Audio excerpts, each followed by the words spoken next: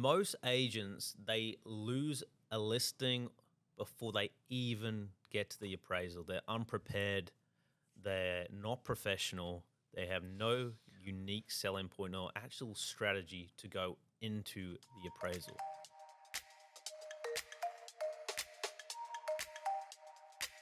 So today we're going to talk with Nathan Najib. We're going to actually go through his listing presentation and strategy, and you'll have access to this as well in the comments. And we're going to discuss why he does each stage of that strategy. So Nathan, Hello. your listing strategy, it's been perfected over the years. Now it's a natural thing. Yeah. It comes across natural. So I want to go through, and I've got it in front of me here, your kind of framework, Sure. and then discuss why you do that. So step one, you say you always sit down with them, you control the meeting, you set the agenda. Why is this? Yeah. Refining it. I'm still refining it, Bowie. I don't know if I got it perfect yet, but I'm still refining it. And it's like, when you get to convert 8 out of 10 listing presentations that you go to, then you're like, yeah, you're a true professional. And I like to think I'm at that level, but there's always things I can improve on, right? I watch videos, I watch somebody else listing presentation, like, I can get some out of this one or a little bit out of this one. There's heaps of YouTube channels, things that you can watch, or like this one here. So one of the things, the reason I do sit down with people and talk about, like, to control the respectfully control the conversation is because people like to have somebody that's gonna make it easy for them. Like, it's like, you go to a restaurant, you like the waitress or the waiter to tell you what the best food is, what it tastes like, how long it's gonna take for it to come out, and what are you gonna feel like afterwards. So if you are gonna go and get somebody's most expensive asset to sell, you have to make sure you make them feel comfortable. Make sure you know what you're doing, right? So being competent will help you build confidence, and people like to deal with confident people who are confident. Yeah. So that's why you sit down instantly, build the rapport. You're not going around the home yet. You're just building that rapport. Yeah. Yeah. So what I'll do is, like, to go back to when I door knock it, come first thing. I knock the door. I'll give it a couple of go. When I door knock, I go real fast and step back.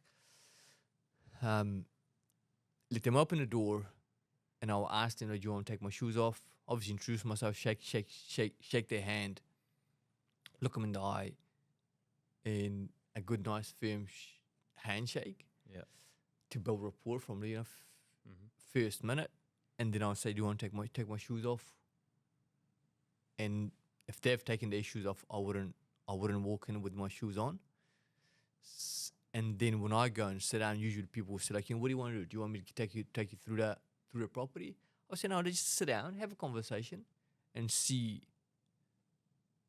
how best we can help you. Okay. And then usually they would have filled in already a questionnaire that I've seen them already prior to the listing presentation in our POK, pre-listing kit. I'll ask for that. And then I won't do anything business-wise. I'll just start having conversation with them. And I won't start a presentation until we're on the same level. We've built rapport. I'm not a sales guy anymore. We are talking in, like, we have built a relationship, if you will, a business relationship, and I know what they do at work, and I know what they do outside of work, and we've kind of like built a rapport with him at this stage. I know what they're looking for. I know what kind of agent they're looking for. I know possibly what's the ideal scenario, how does the sale going to unfold. And then before I get into the business, I say, like, now is time for us to get a business. I've got a simple business plan for us here to talk through. So you talk about building rapport. So there's three elements that you discuss with them. So you ask them what's most important to you: price, privacy, or time frame, and then this kind of builds on from there. Yeah. So when I said like I've got a bunch of things I want to talk to you about. First thing is obviously price. You probably want to know what your home is worth, which I've come prepared to explain to you what I think it's worth. Today is not the day to finalize price, but we'll have a discussion around what we think your home is worth. The next thing is time frame. How long would it take us to get your home sold? The third thing is like what method will best suit you and your property. And then last thing that I want to talk to you about is like what is our professional fees and what does it cost to transact in real estate, professional fees and the marketing. And then I'll go like what's the most important for you out of these three things: price, time frame, or privacy. Then they will explain to me like what is most important for them. Because if the price is most important for them, they're like you do whatever you got to do, give me the best possible price. Or if it's privacy, like are we going through a divorce? I don't want anybody to know what's happening. And I actually don't even want to go to the market, to be honest. If I can sell it before we go to the market, that's most important to me. That kind of gives me ideas like, probably time frame is important because they're going, unfortunately, through a divorce. The price probably like, if we get it right, great price for them, great. If not, they're not fussed. But privacy is super important. So I need to explain to them how I'm going to be as discreet as we possibly can be, whilst we maximize the value of their house. Yeah. So when you get into kind of the pricing, let's say, you talk about emotion versus market reality. And then you also talk about a pre-marketing campaign, which is kind of notorious in your listing strategy, which not all agents do. So do you want to talk about the emotional pricing and why you do a pre-marketing campaign? Yeah, for sure. Well, pre-marketing, we coined that word pre-marketing. It wasn't nothing like pre-marketing here before. Now a lot of agents do it as well. Good for them. That's great.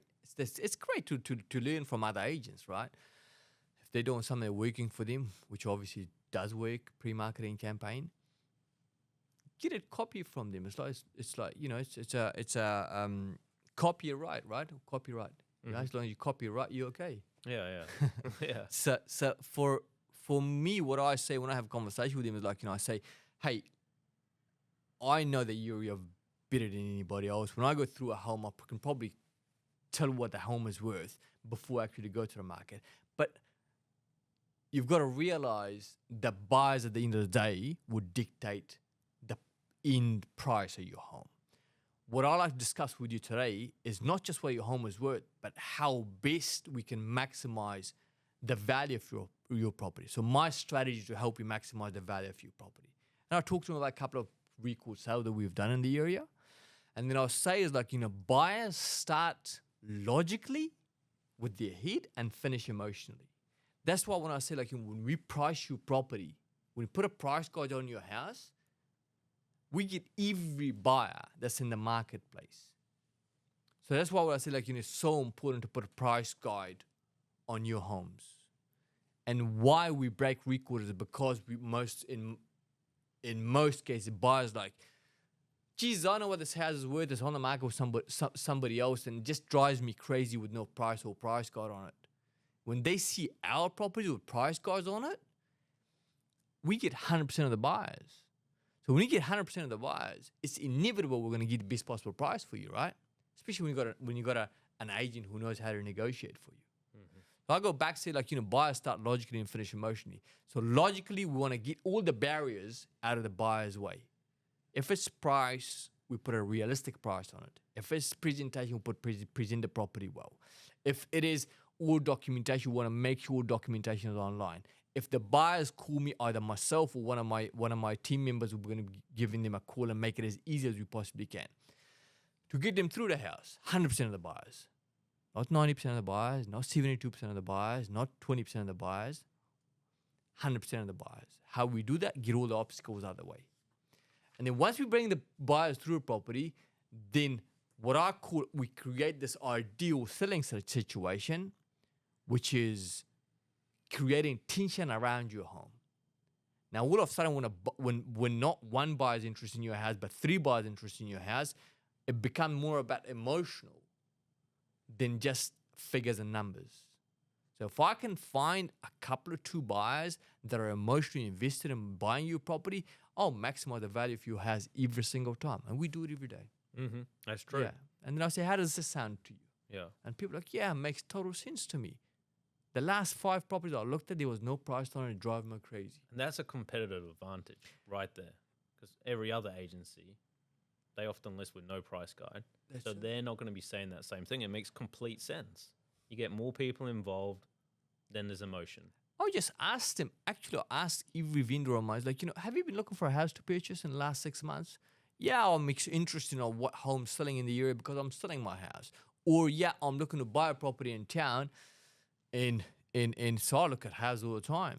And I'm just wondering, how do you feel about properties, about agents? Like, what's your experience been like? And I'm telling you, 99% of the vendors will say, yeah, it's so annoying. Agents auction property, no price on it. They deadline a property, no price on it. They think like, when you ask the agent will tell you like, no, I don't know what it's worth. It's frustrating, and it's terrible for your reputation as an agent. It doesn't work. You're doing disservice to your owners. So my soliloquy to agents to help us make this industry better is to work with clients and make it easy for clients. Tell people the truth. And the reason people don't put price cards on houses or price on properties because they told the vendor the house is worth way more than what it's worth. You just get the listing. So now they can't put a price card on it because they be lying, and they go tell the buyer a different figure. Mm-hmm. So my suggestion is like, go sit down with the owners, obviously perfect or refine your listing presentation to be able to get the listing presentation. Get in the listing first, and then once you get the listing, explain to the buyers what the house is worth, ideally put a price card on it, to be able to maximize the value of it. And then when you're selling that to a vendor, it makes total sense. It's like, it's very hard at this stage of my business when I go to a presentation, in particular in my area, to lose a listing. Mm-hmm. I just don't. It just doesn't happen. Yeah. So then you go on to talk about the method of sale, auction deadline. Always say we're not an advocate of either. Every time. But there are some agencies known, obviously, for more auctions, more deadlines. And then the important part, and this is what I want to stress, is at the end, there is the commission. Our commission is slightly higher. Mm-hmm. So when they say we need to think about it, or they mention other agents that have come through, they have cheaper commission, what is your response to that? So that's the point I want to emphasize, Bowie, is like this thing is like asking the question. People are like, some of the very good agents, only different they got to make is just move it just slightly by having the courage to ask the question. Worst case scenario, they say, no, I'm not ready. I've told you 3 times and I'm not ready right now. Give me some time to think about it. But you got to ask them 2 or 3 times. A few closes along the way, like asking for the key, if they can have a spare key. Ask them if I've got my photographer, I can book him in on Tuesday, or would Wednesday afternoon suit you better? So all those small closes, yes, but at the end, you've got to ask them the question. And a lot of people would say, like, when they don't know you, when you're going, when I go to listing presentation now, I'll go unopposed because I've built relationship with these people for a long period of time, and I go there's nobody else competing with me. But if I'm going with somebody against somebody else they ask me for, they are presenting as well, another couple of agents presenting for them as well, I'll sit down with them and say, hey, like, I'm just curious, what's stopping you from making a decision this evening? I'll hate you to make a mistake of going with somebody else. Mm-hmm. And I have I smiled. Yeah. And then if you don't get the listing, you also, you don't do this anymore probably, but you used to send flowers, condolences.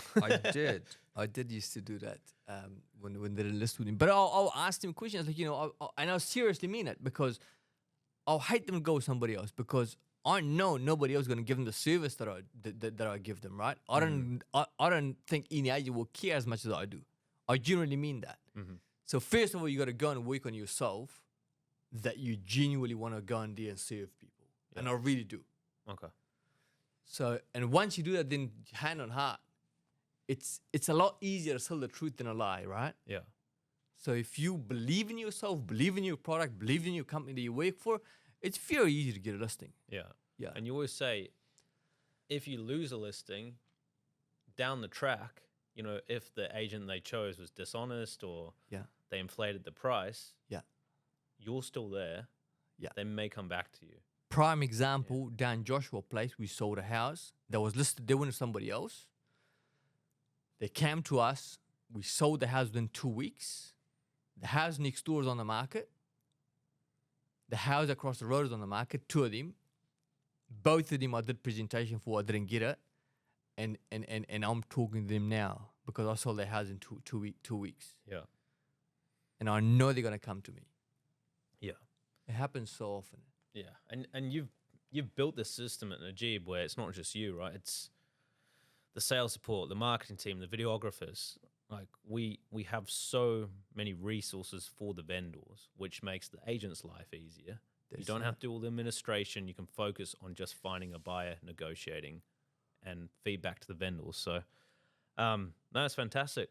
That's the beauty of working with an agency who got everything in place for you, right? Mm-hmm. From, like you said, from sales support, from marketing, from videos, everything. And it's a lot easier to be able to sell to people saying, hey, listen, like, you know, I'm a sales guy. I'm great in sales. Everything else in the back end. That's what I tell people. Like everything else in the back end. From marketing, booking photographer, booking staging people, booking your open home, putting it online, everything is taken care of for me. So all I need to do to just concentrate on finding the best buyer. Mm-hmm. That's what I'm best at. Yeah, and that's important as an agent is choose an agency where you can easily sell like a unique proposition. Yeah. Because if you're like everyone else, you don't have that, and Najib you do. Okay, thanks, Nathan. We'll share the listing strategy, Nathan's actual one he uses, with you all. This will be in our 6-hour agent scaling roadmap. So you can download that. You can watch the course, even if you're a starter agent, all the way to $1 million agent. Get all our resources. So go to the link in the bio and check out the course. Let us know your feedback. And if you are an agent looking to join an agency who can support you, who can give you this advantage in the marketplace, we are looking. Anyway, we'll see you in the next podcast.